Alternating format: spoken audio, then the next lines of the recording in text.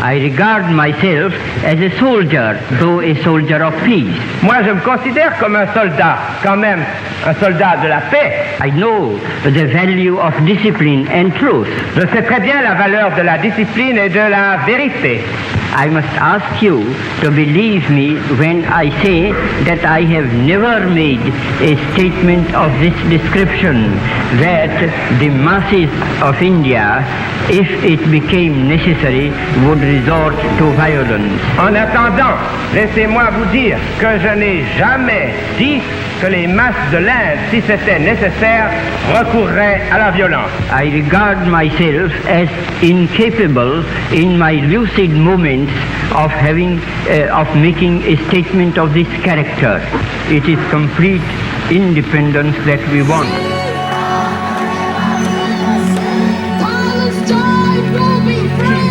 Hi, Tony. Thanks for joining us. We're in Hyde Park for the 106th Julian Assange Sydney Hyde Park tradition. Please like, comment, share and subscribe to our channel. Thank you.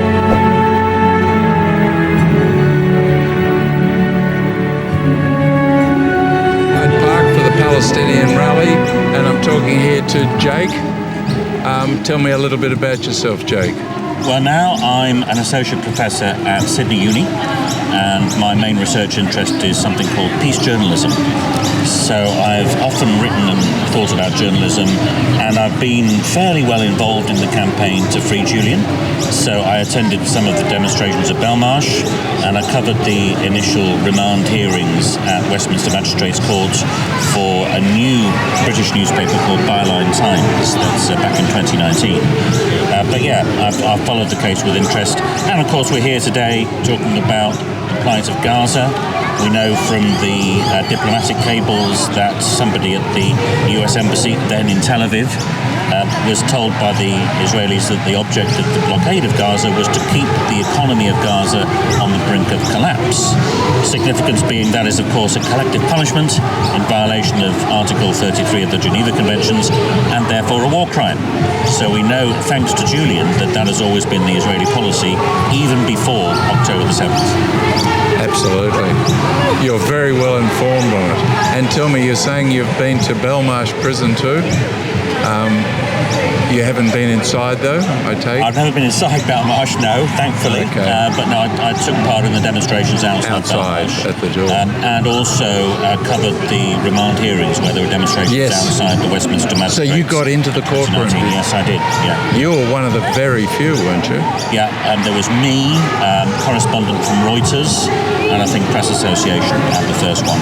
Yeah. And back then it was still the case of trying to fan the flames of interest on UK media in what was happening to Julian, because really, they were colluding in the official effort to well, they just weren't reporting it. It was the absence of any reporting, as I recall. Certainly that was the case in Australia, but, for it to be not reported in London was outrageous. How do you feel about that as a journalist? Yeah, well, I spent most of my career in the BBC, and it was, I think, probably transitioning then towards its present reduced state, I'm sorry to say, whereby the choice of stories, the agenda-setting function of the BBC is really in hock to the right-wing press. Because if anybody in the BBC proposes to give serious coverage to a story that is not in the right-wing press, then they're going to be accused of bias. And of course the BBC has been infiltrated by Tory placemen in all its senior positions who have not scrupled to interfere in its editorial processes. So really that portion of the media which a lot of people had previously relied on to give some semblance of independence in its assessment of what constitutes the news has been very much politically controlled certainly over the past 10 years.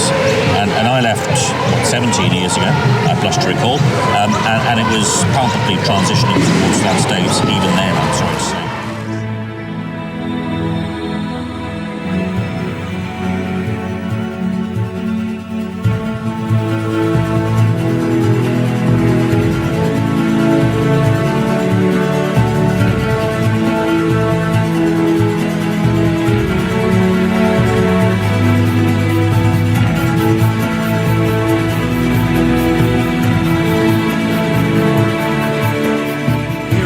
Park for the Palestinian rally, and I'm here talking to Robert, who's come to my attention because he's carrying an American flag.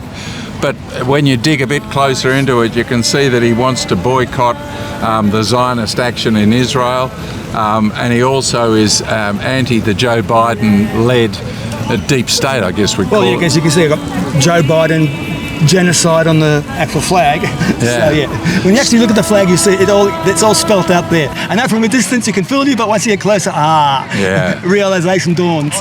So, Robert, please tell us a little bit about your service. I believe you... Yeah, I was in the Navy, that's more than 40 years ago, in the late 70s, early 80s, so that was when the first Cold War was on, so it was a totally different world. So the whole... I remember it. That exactly. So the whole makeup and thought was like, the terrorism thing didn't exist. It was... No, it was Reds under the bed. Exactly. So I can even say... It was a different enemy. Yeah. Well, like I say, even my first adult action was actually when I was in the Navy. When I was at the military base down at Jarvis Bay. And we actually had some ships coming in. What year was that? That was back in, would have been 1981. Okay. It would have been 81 because I know I actually had to go and patrol because of the anti-nuclear protesters who were on the other side, and I had to be there.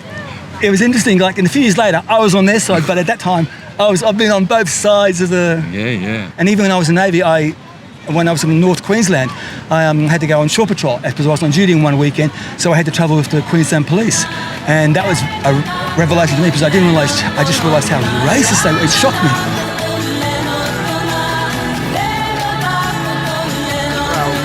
It's a terrorist state. Look what they do. They squeeze in the light. Protest with Ali. Ali, what have you got to say about Julian? Well, as an Iraqi myself, and I've lived in Iraq for 10 years, I thank Julian Assange very much for his actions. If it wasn't for him, we would have never seen the atrocious actions done by USA. We hope Julian Assange becomes much stronger. We hope a bigger population that supports Julian Assange to happen, and we wish him the best. Thank you very much. Guy's been locked up because he revealed the dirty secrets of our rulers, all the dirty deals they do with each other, all the crimes they commit, the way they talk to each other versus the way they talk to the public and the lies they tell. That's obvious that he's been locked up in order to shut him up, but more importantly to try and shut everyone else up. Obviously that hasn't worked. There's still tens of thousands of people willing to stand up as we are today to fight for a free Palestine, to fight against US imperialism and all their other crimes and everything.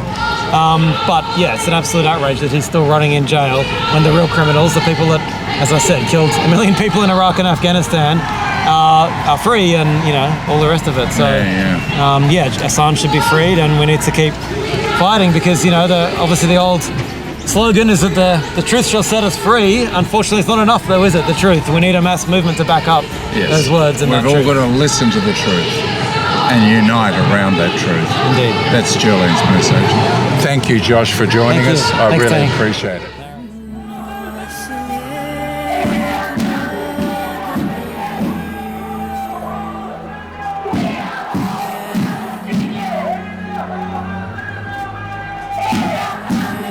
Say, we have said repeatedly over the last 2 months that our source is not the Russian government and it is not state